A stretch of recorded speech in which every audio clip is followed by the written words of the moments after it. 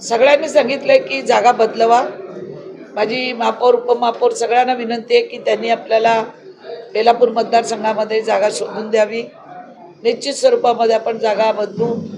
त्या ग्राउंडवरती काही माझं अडलेलं नाही की तिथे झालं पाहिजे, पण 8.5 एकर जागा कधी सिडको ग्राउंडसाठी देणार नाही आणि आपल्याला तेवढी जागा मिळत नव्हती म्हणून आपण ती घेतली आणि त्यांना खेळाचं मैदान मी करून देणार बेलापूरमध्ये। ही माझं स्वतःचं आश्वासन आहे की तुम्हाला पहिला खेळाचं मैदान करून देणार।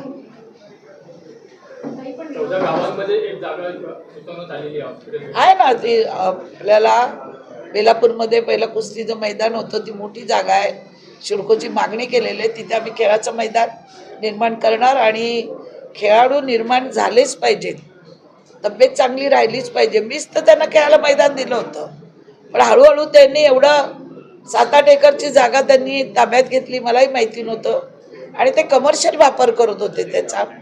वेगवेगळ्या कंपन्या याच्यात त्यांना 8 दिवस 15 दिवसाचं प्रशिक्षणाचे पैसे देत होते आणि त्याच्या तक्रारी मला तिथले ग्रामस्थ जे माझ्याकडे आले होते ग्राउंड मागायला त्यांनीच तक्रारी केल्या त्या, पण मी काय त्याच्यासाठी तो प्लॉट नाही काढलेला आहे। जागा तेवढी मोठी कुठेच उपलब्ध नाही, 8-10 एकर शिवाय मेडिकल कॉलेज आणि हॉस्पिटल होऊ शकत नाही, म्हणून त्या जागेला आम्ही महत्त्व दिलं।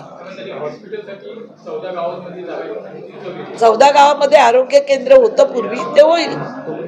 14 गावामध्ये आरोग्य केंद्र होईल, त्यासाठी काय नव्या मुंबईला आम्ही भेटीला धरणार नाही। विरोधकांनी याच्या त्याच्या खांद्यावर बंदूक ठेवण्यापेक्षा, इथून तिथून लोक आणण्यापेक्षा, काल जे ते बोलले आम्ही मंदाताईंना भेटू समजवू, हे ते पहिलाच आले असते तर काही मार्ग तरी निघाला असता। आता सर्व पेपरवर्क झालंय, पालिकेने त्या जागेचे पैसे भरले आहेत आणि गव्हर्नमेंटने त्याच्यावरती DP प्लॅनमध्ये हॉस्पिटल प्लॉटचं रिझर्वेशन केलेलं आहे, त्याच्यामुळे ते पहिले आले असते। आणि अजूनही माझं त्यांना आव्हान आहे की बेलापूरमध्ये त्यांनी तेवढी जागा मला बाजूला द्यावी, आपण त्यांना ते मैदान सोडून देऊ। माझं काय त्यांच्याशी दुश्मनी थोडी आहे खेळाडूंची, मीच तर दिलं होतं माझंच लेटर पॅड। तेव्हा का ना कुठल्या नेत्याकडे गेले लेटर पॅड आणायला, का ना कुठल्या नेत्यांनी मदत केली। आता जे नेते याच्या त्याच्या खांद्यावर बंदूक ठेवून मला गोळ्या मारतात।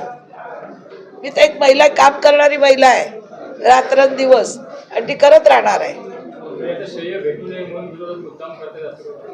श्रेय भेटायचं नाही भेटायचं लोकांना कळून चुकलं, उलट त्यांनी जेवढ्या अडचणी आणल्या, या मी जेवढ्या परवानगी आणल्या तेवढ्या वेळात ते कोर्टात गेले, तेवढ्या अडचणीवर मी मात केलेली आहे।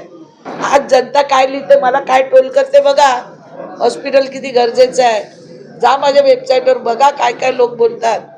ताई तुम्ही आगे बढ़ो, हमारे साथ में हॉस्पिटल लढायला आम्ही उतरू। आज तरुणांना पाहिजे, ती गरज आहे, त्यांच्यात त्याला काम मिळणार आहे। लाखो लोकांना, हजारो लोकांना रोजगार प्राप्त होईल, ते काय माझ्या घरच्यांना येणार आहे। एक परिसर सुंदर होईल। प्रशासनाच्या काळात हे सगळे मान्यता मिळाल्या आणि महापालिकेमध्ये सत्ता स्थापन झाल्यानंतर आज महिला महापौर आहे।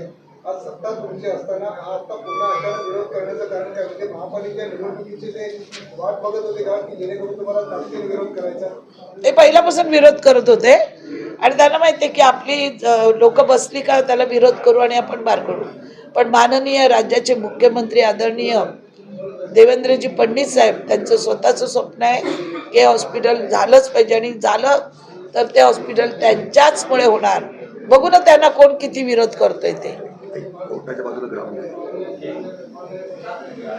ठीक आहे।